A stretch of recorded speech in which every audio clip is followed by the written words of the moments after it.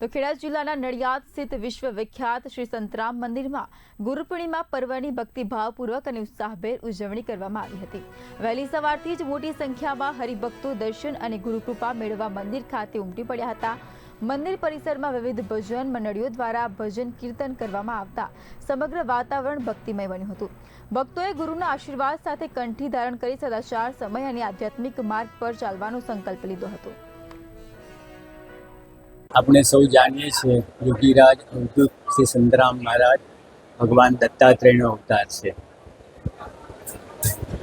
આજના ગુરુ પૂર્ણિમાના દિવસે જેને પણ મહારાજશ્રી આશીર્વાદ આપ્યા છે તે વિશ્વના ખૂણે ખૂણેથી મહારાજને યાદ કરીને આજના પવિત્ર દિવસે આપણા મંદિરમાં દર્શન કરવા આવવાનો પ્રયત્ન કરે છે અને જે નજીક હોય છે તે આવી જાય છે અને મંદિર તરફથી સૌને ભંડારાની વ્યવસ્થા કરવામાં આવે છે।